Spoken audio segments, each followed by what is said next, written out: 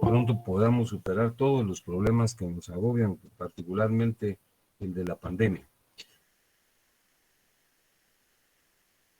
Pues en la última ocasión hablamos de la ausencia y de la muerte presunta y dijimos que la ausencia es la condición de la persona que no se encuentra en su domicilio y señalamos que el origen de esta figura data de las cruzadas, cuando los caballeros cruzados, con el ánimo de recuperar el Santo Sepulcro, viajaban hasta Oriente Próximo y tenían algunos problemas bélicos, ¿verdad? Porque los turcos seljúcidas se habían apoderado del lugar y realmente esto generó que las personas muchas veces tardasen años en retornar o ya no retornaban y que luego de 125 años de ausencia se les consideraba muertos. Hablamos de los dos sistemas de la ausencia que son el sistema francés y el sistema alemán y señalamos que los dos tienen tres etapas: la presunción de ausencia, la posesión provisoria y la posesión definitiva de los bienes, pero que la diferencia entre ambos es que el sistema francés era muy prolongado, ¿verdad? Entre cada etapa para declarar la muerte presunta y luego trajimos a cuenta que el sistema alemán era de 5 años nada más entre cada etapa, lo que hacía una sumatoria de 10. Y dijimos que en Guatemala se sigue este sistema, que es más breve, realmente en casi todo el mundo. Dijimos que de conformidad con los artículos 42 y 64 de nuestro Código Civil, en Guatemala se advierten tres clases de ausencia. La primera de esas ausencias es la material, cuando sabemos que una persona no está en el país, pero que está viva, ¿verdad? No dejó un representante en nuestra patria y el único objetivo del trámite es nombrarle un representante, en tanto que la ausencia propiamente dicha implica una incertidumbre porque no se sabe si las personas están vivas o están muertas. Y precisamente por esa circunstancia es necesario nombrarles un guardador en tanto se declara la muerte presunta o el ausente se hace presente, ¿verdad? Y finalmente la ausencia calificada, que se produce cuando una persona desaparece en circunstancias de peligro. Dijimos luego, para concluir, que en la ausencia propiamente dicha es menester que transcurra un lapso de 5 años para declarar la muerte presunta, mientras que en la ausencia calificada es 1 año, a excepción cuando se trata de un derrumbe, de una catástrofe como de la que platicamos, ¿verdad? Que una colonia se quedó eh, sepultada por un alud de tierra. Entonces, este caso de inmediato se puede declarar la muerte presunta. Y hablamos del peculiar caso de que el cónyuge superstite contraiga matrimonio y la persona que ha sido declarada muerta aparezca con vida, que es el caso del artículo 77. Pues ese fue el último tópico que abordamos. Hoy, para concluir la primera parte del programa, vamos a abordar el tema de las personas jurídicas colectivas o abstractas. Les presento el temario, que es el siguiente.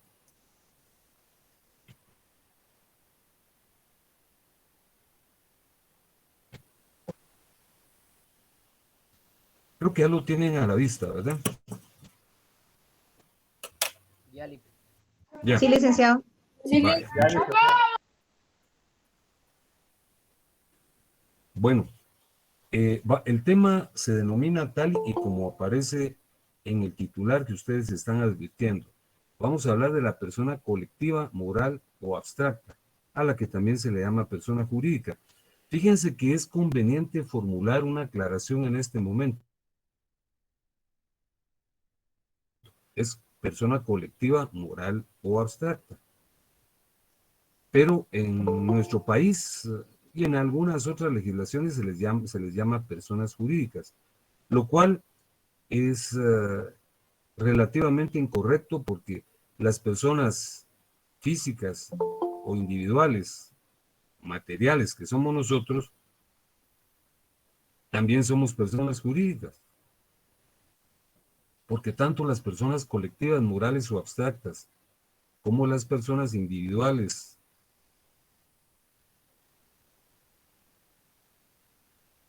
o materiales que somos nosotros, somos personas jurídicas porque nos desplazamos en el ámbito del derecho. Pero sin embargo, recalco esto porque nuestra legislación, como lo vamos a ver, a partir del artículo 15, les denomina personas jurídicas, pero en la doctrina se les llama personas colectivas, morales o abstractas. Bueno, empiezo trayendo a cuenta también otra temática que nosotros abordamos en su oportunidad, el tema relativo a la persona. La persona es el protagonista de la norma jurídica. La persona es la que crea el derecho y es el destinatario de las normas jurídicas. Y en su oportunidad, cuando hablamos de este asunto, trajimos a cuenta que hay dos clases de personas. Como lo acabo de decir, las personas individuales, materiales o físicas, que somos nosotros, los seres humanos, que tenemos corporeidad, tenemos materialidad, somos tangibles. Pero hay otro tipo de personas, que son las personas colectivas, morales, se llaman jurídicas, que son personas que no tienen materia, que no tienen concreción, que precisamente por eso son abstractas, ¿verdad? Y en aquella oportunidad señalamos que una persona abstracta es nuestra universidad. La universidad no tiene materia, no es la sumatoria de todos los edificios. O la municipalidad de Guatemala no es ese edificio que está frente al monumento de la Loba, ¿verdad? O el ejecutivo tampoco no tiene presencia física, ¿verdad? Y sin embargo existen. Ya veremos dentro de unos minutos la discusión que se ha suscitado sobre ese tópico. ¿Cómo es que surgieron las personas colectivas, morales o abstractas? Aquí les presento una referencia breve, porque ese es un tópico verdaderamente complejo y sobre el origen de las personas colectivas se ha escrito textos, ¿verdad? Pero nosotros los estamos resumiendo. Fíjense que probablemente el más lejano antecedente de la persona colectiva lo encontremos en la prehistoria, ¿verdad? Porque el hombre y la mujer, desde un principio, desde el principio de su presencia en el globo terráqueo, unieron esfuerzos para resolver problemas conjuntos, ¿verdad? Recordemos que en relación a los otros seres de la escala zoológica, los seres humanos somos realmente frágiles, ¿verdad? Y en aquella época lejana lo éramos aún más, ¿verdad? Los mamutes, los dinoterios, los leptodontes, todos esos eh, mm, seres que existieron en el periodo cuaternario hubieran podido destrozar fácilmente a un solo hombre o a una sola mujer. Pero los hombres y las mujeres se unieron en tribus, en fatrias, en gens, para sobrevivir de mejor manera, ¿verdad? La individualidad no es una característica de la humanidad. Nosotros somos gregarios por naturaleza. Tendemos a reunirnos para resolver nuestros problemas colectivos, ¿verdad? La verdad es que la excepción, los ermitaños, ¿verdad? Que se alejan de las colectividades y viven alejados de las ciudades, de los pueblos y de la civilización. Esas son personas excepcionales, ¿verdad? Y probablemente tengan alguna visión muy peculiar. Algunos dicen que hasta patológica de ciertas situaciones, porque por naturaleza somos gregarios. Entonces, el más lejano antecedente de la persona colectiva fueron las reuniones de hombres y mujeres en la lejana prehistoria para resolver problemas conjuntos, ¿verdad? Fíjense que en el 1.2 les destaco algo muy importante. Fíjense que en Roma, de la que ya hemos hecho alusión en diversas oportunidades, ya se reconocían de alguna manera a las personas colectivas. Aquí les señalo a un emperador que fue Teodosio. Teodosio reconoció que ciertos grupos podían participar como personas, pero la legislación fue insuficiente, como se los señalo aquí. Es un antecedente, pero no llegó a concretarse, pese a que, les repito, Roma se considera una cultura. Entonces, el antecedente más concreto de las personas colectivas. Fueron los gremios de la Edad Media. Después de la caída del Imperio Romano, se termina la Edad Antigua, ¿verdad? Surge la Edad Media y van apareciendo, cuando el feudalismo se fue extinguiendo, las poblaciones en donde aparecieron los artesanos, ¿verdad? Los artesanos se reunían en grupo para defender sus intereses, y a esas reuniones grupales se les llamaba gremios. Ahí está en el 1.3. Los gremios de la Edad Media son, a no dudarlo, el antecedente más concreto de las personas colectivas. Ya les dije que, obviamente, las reuniones de seres humanos en la prehistoria para defenderse de los mamíferos superiores, pues son un antecedente, y también en Roma Teodosio reconoció a ciertas agrupaciones, ciertos conjuntos de personas, pero cuando encontramos media con los gremios de artesanos, había gremios de zapateros, gremios de panificadores, gremios de sastres, que se reunían para defender sus intereses. De seguro que los gremios son los antecedentes del movimiento sindical, ¿verdad? Pero fíjense que la persona colectiva surgió hace relativamente poco tiempo. Aquí hay un error, les puse yo que fue en el siglo XVII, pero fue en el siglo XVIII. Fue en el siglo XVIII y en el siglo XIX. Les pido de favor, les pido disculpas por el error y les pido que corrijan esa falencia. El siglo XVIII y siglo XIX. Fíjense que empezó una tendencia para crear y reconocer a las personas colectivas. Andrés Bello, que fue un famoso gramático sudamericano, fue el primero que emitió algunos criterios en torno a las personas colectivas. Fueron en el sistema alemán, en el siglo XIX. Realmente es una manifestación legislativa relativamente reciente. Entonces, repito, el más lejano antecedente de las personas colectivas lo encontramos en la prehistoria, con la reunión humana, hombres y mujeres, para resolver sus problemas. En Roma, Teodosio le dio participación a ciertos grupos de seres humanos, pero no llegó a concretarse ninguna legislación específica, y es hasta la Edad Media en donde ya se reconoció la participación de los gremios. Pero era una legislación todavía muy precaria, muy elemental, y no fue, como repito, hasta el siglo XVIII y el siglo XIX cuando aparece ya una legislación bien sistematizada en Alemania. Pero antes había un precedente. Andrés Bello emitió algunos criterios doctrinarios, no legislativos, en torno al surgimiento de la persona colectiva. Fíjense que sobre la naturaleza, igual que en la mayor parte de discusiones de la enciclopedia jurídica, hay dos posiciones que sostienen criterios disímiles. En principio están, como ustedes ven, las personas que niegan la existencia de la persona jurídica, y luego las teorías realistas, que son las que sí reconocen la existencia de las personas colectivas, morales o abstractas. Dentro de las teorías que niegan la existencia de la persona jurídica está la teoría de la ficción, la teoría de los derechos sin sujeto y la teoría de la propiedad colectiva.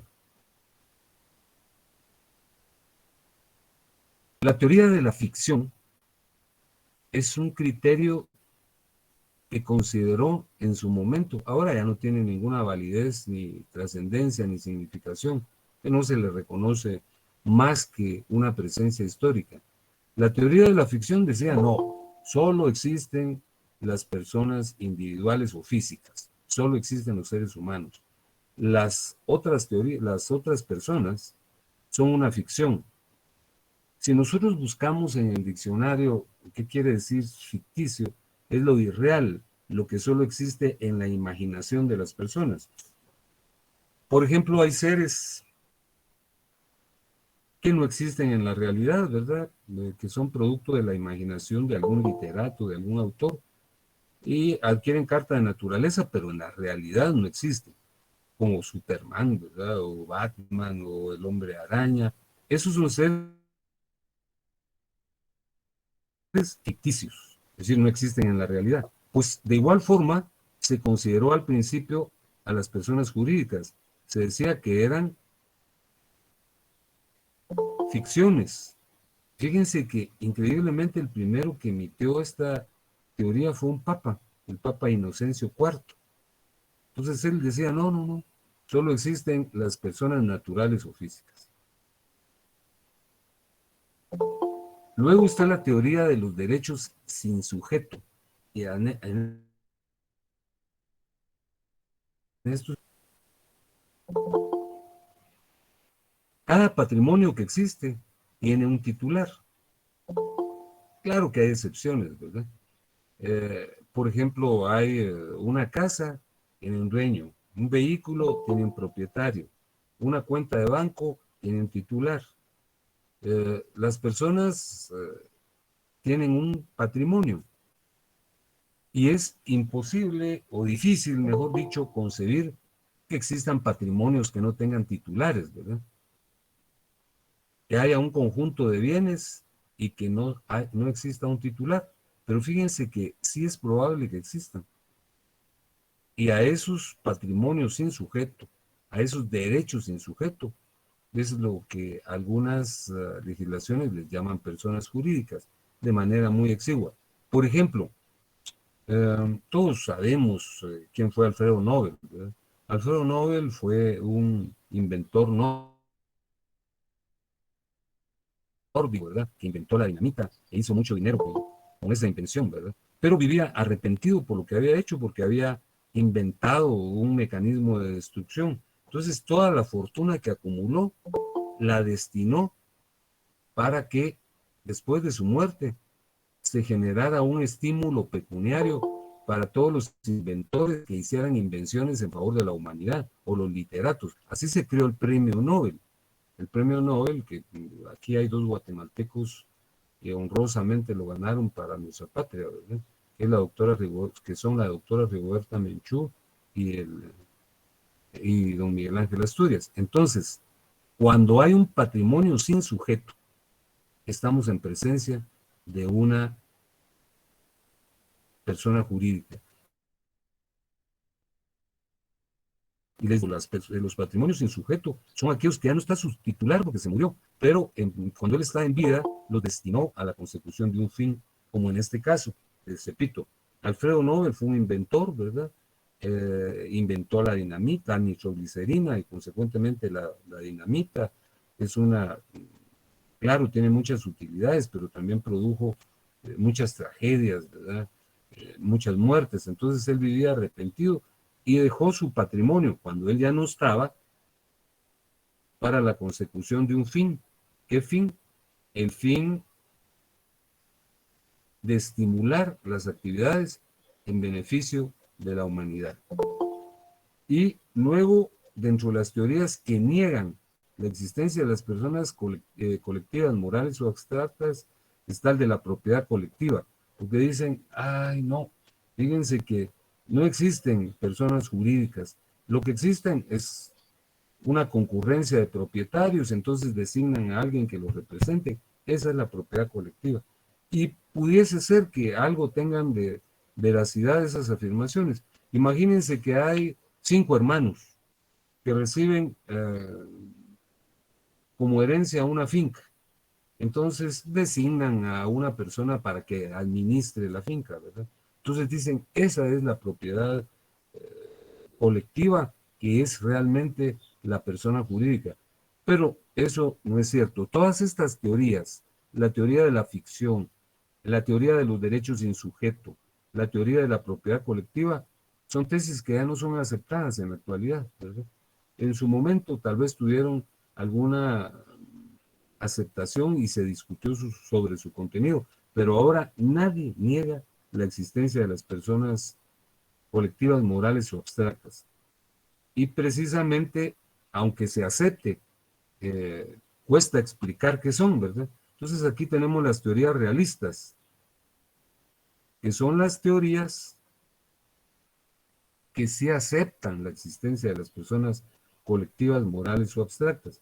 Primero tenemos la teoría de la voluntad. Fíjense que la teoría de la voluntad se refiere a que cuando varias personas se reúnen para conseguir un fin, se propicia el surgimiento de una voluntad colectiva, que no es la voluntad de cada uno de los miembros de una asociación, por ejemplo, sino la asociación cobra un espíritu colectivo, para bien o para mal.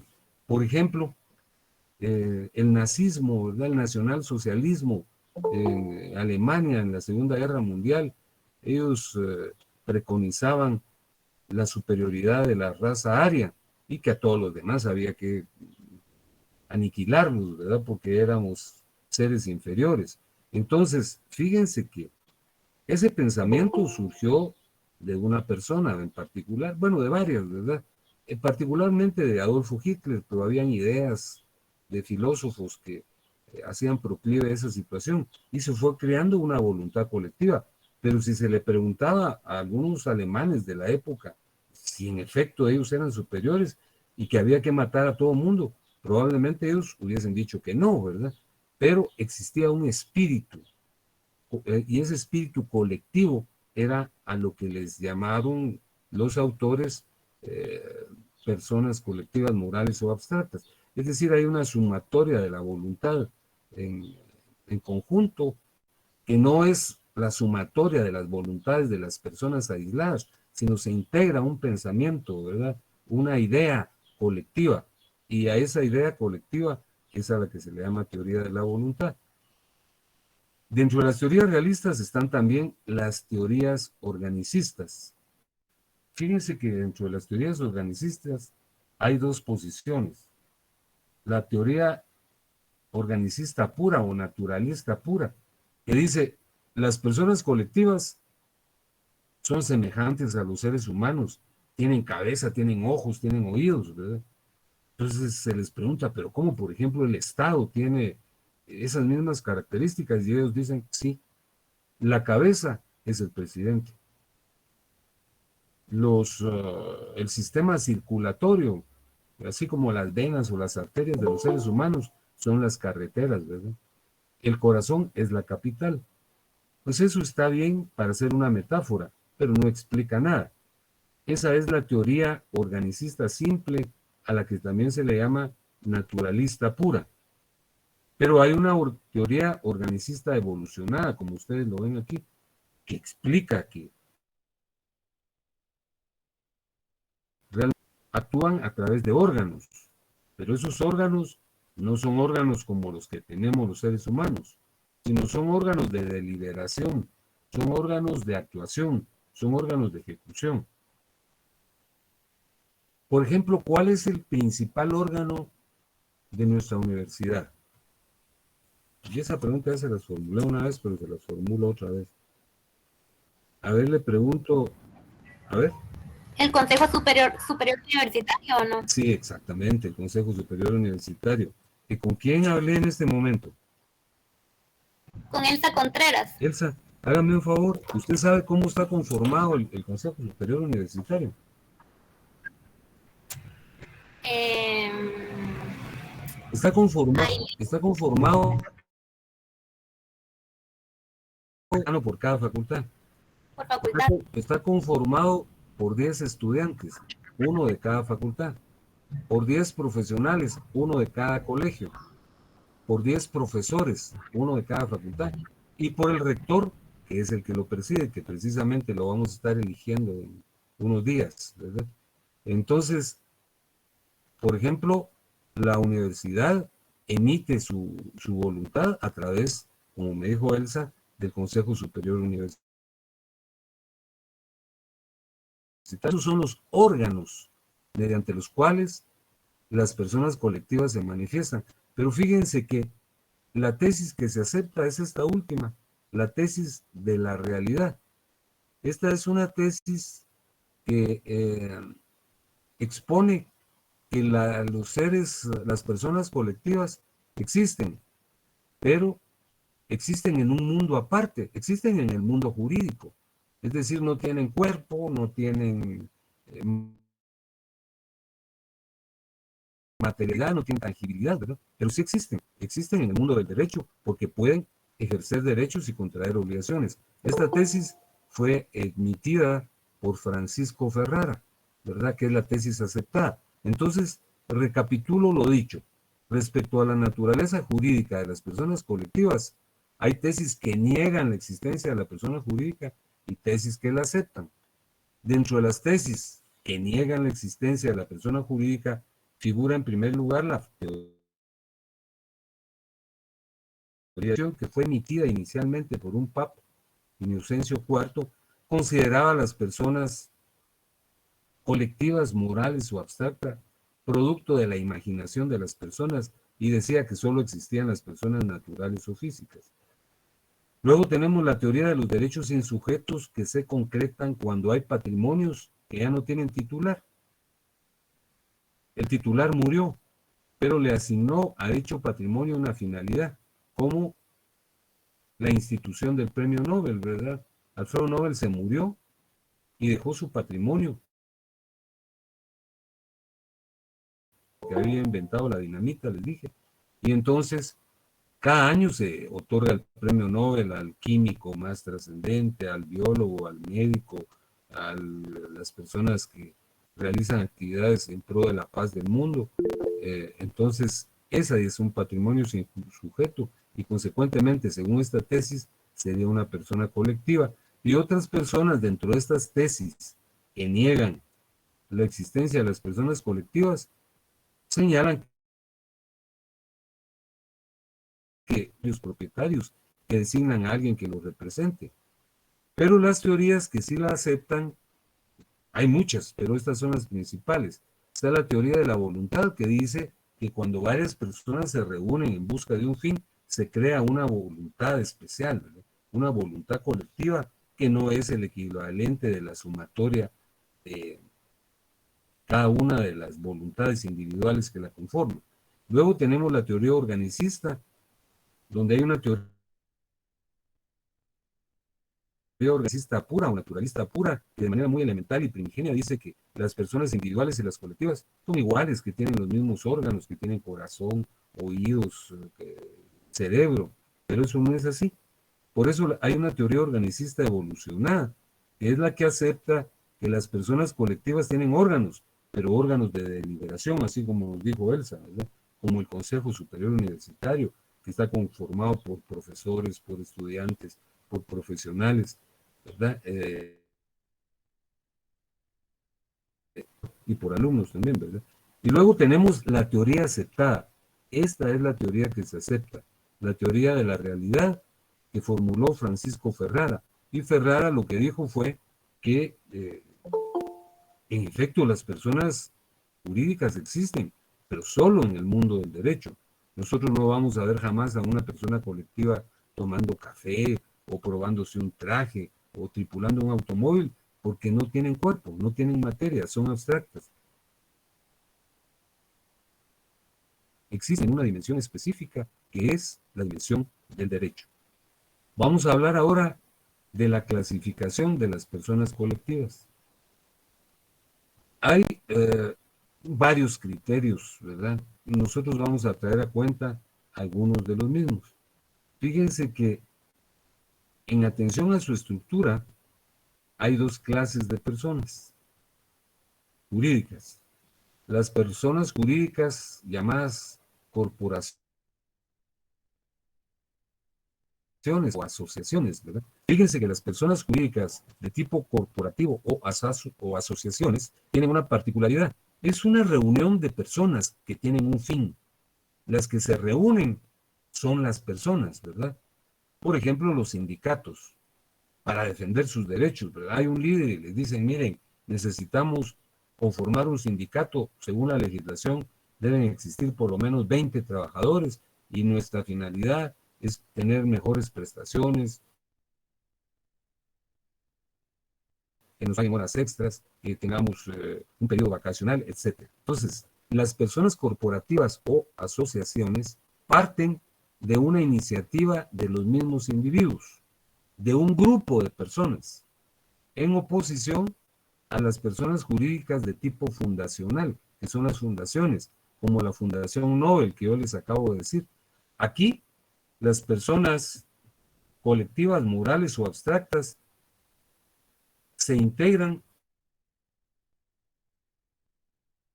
por la voluntad de una sola persona. Vean la diferencia. Aquí les puse como ejemplo la Fundación Nobel y les vuelvo a contarla o a evocar la situación. Alfredo Nobel, arrepentido, constreñido, afectado, con una serie de remordimientos por su invención, destinó su patrimonio para estimular la actividad científica y artística en beneficio de la humanidad.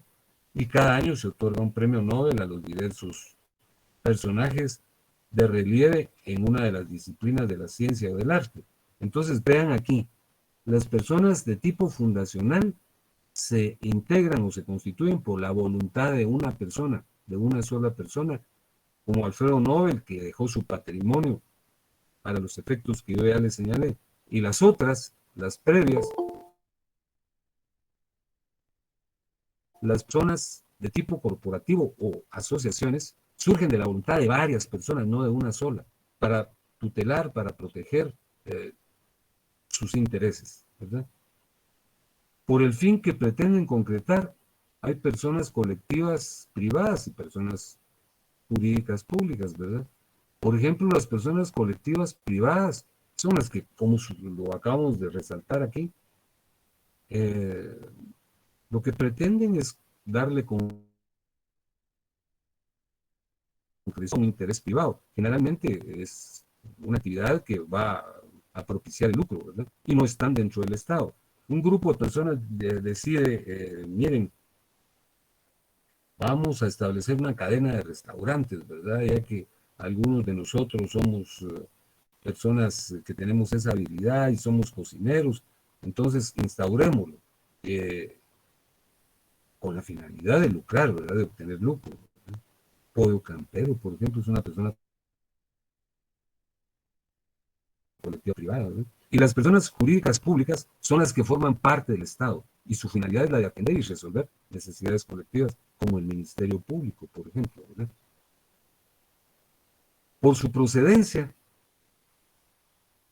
hay personas colectivas nacionales y personas colectivas internacionales, ¿verdad? Las personas colectivas nacionales son las que surgen en el contexto de un país, así como en Guatemala, ¿verdad? Surgen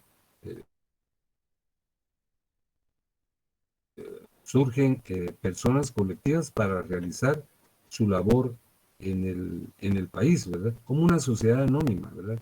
Que tiene su sede en el país. Ya señalamos un negocio que es una sociedad anónima, eh, es una persona nacional, pero hay entes internacionales que desarrollan actividades en nuestro país, ¿verdad?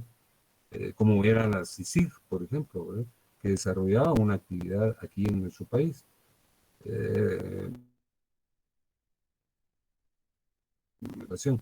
y por la voluntariedad, hay personas colectivas voluntarias, que son las equivalentes de las privadas, ¿verdad? Surgen de las voliciones de los particulares. Y las necesarias, que son las públicas, son las estatales, surgen para resolver necesidades colectivas, como el IX, ¿verdad? Como el Instituto Guatemalteco de Seguridad Social. Entonces, repito, la clasificación de las personas colectivas por su estructura son de tipo corporativo o asociaciones que surgen de la voluntad y del impulso de varias personas para defender sus intereses, como los sindicatos. Las personas jurídicas de tipo fundacional surgen de la voluntad de una persona, ya les dije el caso de Alfredo Nobel, que al morir destinó su patrimonio para estimular la actividad científica y artística en favor de la humanidad. Las personas colectivas privadas son las que persiguen intereses privados, generalmente lucrativos, ¿no? Bueno, hay algunas personas colectivas privadas que persiguen fines benéficos, pero son muy pocas, ¿verdad? La verdad es que los negocios colectivos son los que tienden a generar el lucro. Y las personas jurídicas públicas son las que forman parte de la estructura estatal. Por su procedencia u origen, nacionales, las que se sitúan y surgen en un país en especial, y las internacionales proceden de organismos internacionales para concretar algunas finalidades, así como la OTAN, ¿verdad? Ahorita con la guerra de Ucrania. Y por la voluntariedad, hay personas voluntarias que equivalen a las personas jurídicas privadas, y las necesarias que son las equivalentes a las públicas. ¿Cómo son creadas las personas colectivas privadas y públicas? Fíjense que las personas colectivas privadas surgen, como les dije, de la voluntad de un grupo de personas que quieren instalar una actividad mercantil, por ejemplo. Entonces van con un notario y el notario les tramita la conformación de una sociedad mercantil, por ejemplo, de una sociedad anónima. Entonces surgen en atención a lo dispuesto en el Código Civil y en el Código de Notariado. Generalmente surgen de un procedimiento notarial, ¿verdad?, que implica que se tienen que inscribir en un registro específico, que es el registro mercantil.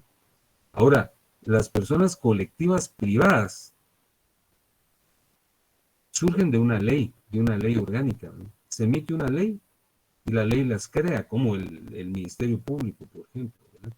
Tiene su ley orgánica, o como el Instituto Guatemalteco de Seguridad Social, que surgió de una ley, o nuestra universidad tiene su ley orgánica, tiene sus estatutos.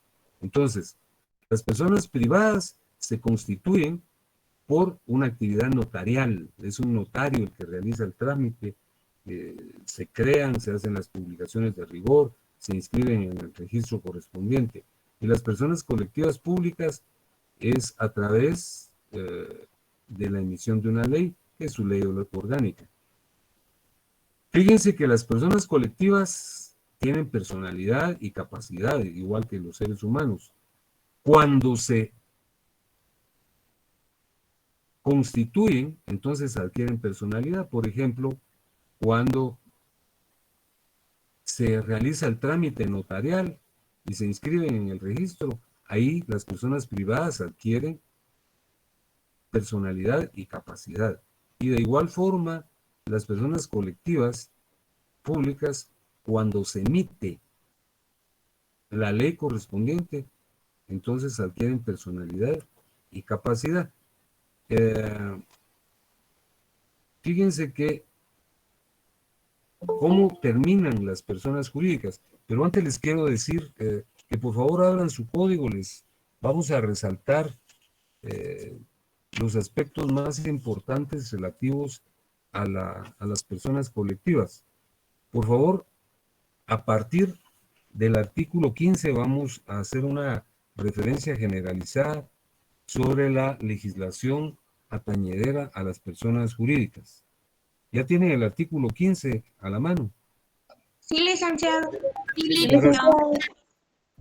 Fíjense que con un carácter enunciativo, el artículo 15 formula una lista de las que son personas jurídicas. En el numeral primero dice, son personas jurídicas el Estado, las municipalidades, las iglesias de todos los cultos, la Universidad de San Carlos y las demás instituciones de derecho público creadas o reconocidas por la ley, que es lo que les acabo de decir. Esas son creadas.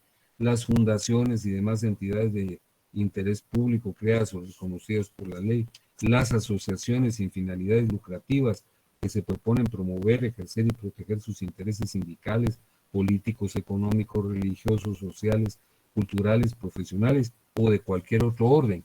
Y luego las sociedades, el numeral cuarto, las sociedades, consorcios y cualesquiera otras con fines lucrativos, ¿verdad? Fíjense que el artículo 16 es muy importante.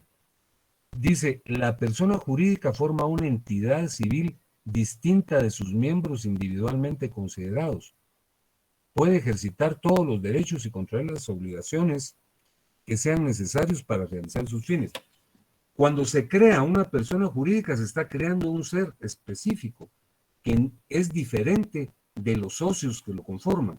Los socios se pueden morir, pueden ser expulsados, pueden abandonar la persona colectiva, pero la persona colectiva seguirá existiendo hasta que se extinga, como lo vamos a ver a continuación.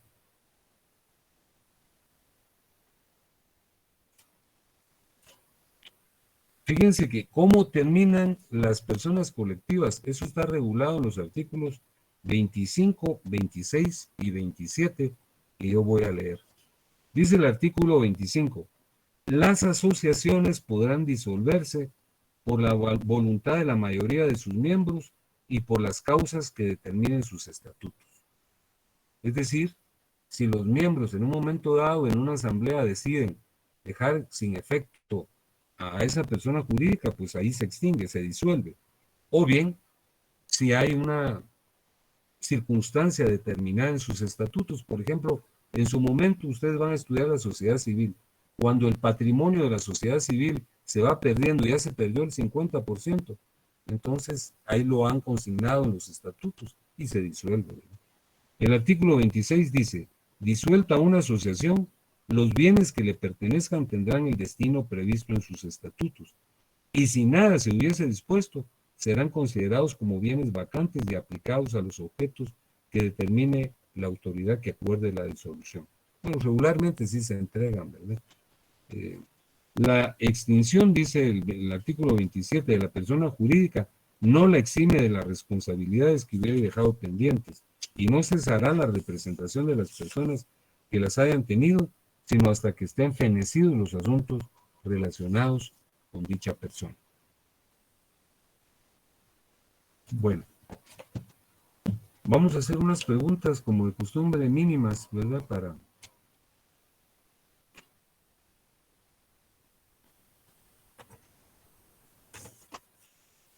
A ver, le pregunto a Ana Patricia Félix.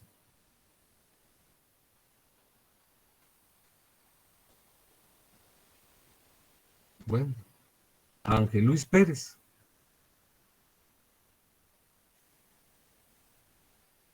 Le pregunto al que quiera contestar, por favor. Yo, licenciado. Muchas gracias. ¿Quién es usted? Mi nombre es Jocelyn. Ah, Jocelyn, sí, siempre participa usted. Muchas gracias, Jocelyn. Jocelyn, así de manera breve, en defecto de sus compañeros que no quisieron participar, señáleme cuáles son los antecedentes de la persona colectiva. Aquí están en el 1.1, 1.2, 1.3 y 1.4. Sería el de resolver los problemas colectivos, es propio de la humanidad desde la lejana prehistoria. Luego sería el antecedente que sucedió en Roma en la época del emperador Teodosio, también el antecedente durante la Edad Media, ¿verdad? Y también el que fue a finales del siglo XVII y principios del siglo XIX, que creo que fue el que usted corrigió. Sí, del siglo XVIII, sí. Entonces, ¿en dónde surgió la legislación de las personas colectivas según el 1.4 que está al final?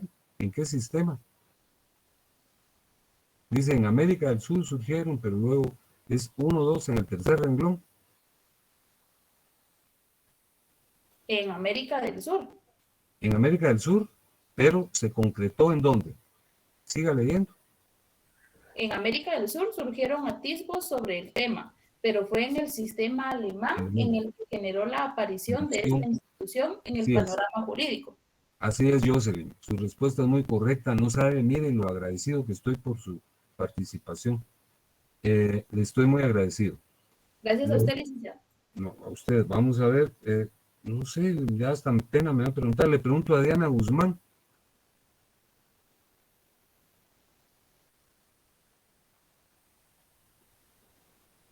No está. Bueno, le pregunto a Merlin González. Buenas tardes, licenciado. Dígame. ¿Qué tal, Merlin? ¿Cómo está? ¿Cuántos tipos de teorías existen en relación a la existencia de las personas colectivas? Hay dos. A la existencia, ok. Sí, la teoría aquí está, de la a voluntad, la naturaleza, la teoría... Pero solo ¿No? señáleme los dos grupos. Aquí está el primero. Uy, ya me perdí un poquito, No, licenciado. yo creo que yo la estoy confundiendo. Hay unas teorías que niegan la existencia y otras que la afirman. Pero bueno, le voy a preguntar acerca de las que niegan la Ok, existencia. las que ¿Cuáles son? niegan la existencia es la teoría de la ficción, la teoría de los derechos sin sujeto, la teoría de la propiedad colectiva. Muy bien, es correcta su respuesta. Muchas gracias. Y le pregunto ahora, ay, ¿a quién? Vamos a ver. A Beverly Gómez. Un poco. Y a Carlos Leonel Bolaños.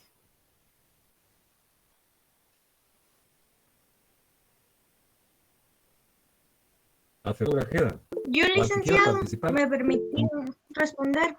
Por favor, por favor. ¿Cuáles son las teorías realistas? Las teorías realistas es la teoría de la voluntad, la teoría organicista, y que se divide en dos, la naturalista pura y la organizacionista evolucionada. Ajá. Y también la teoría de la realidad, licenciado. Que esa es la que aceptamos, ¿verdad? Sí. Jamie Cruz, Ah, licenciado. Jamie, perdón. Para Gracias, Jamie. servirle, Disculpe que no la había reconocido por el tono de voz. Gracias, Jamie. Muy fina, oye, está bien, licenciado, gracias. a usted. Eh, pues yo sí quisiera que interviniera un varón, ¿verdad? Pero, a ver, a Nelson Enrique Acosta. Dígame, licenciado, buenas tardes. ¿Qué tal, Nelson? ¿Cómo está? ¿Usted no va manejando, Nelson? No, aquí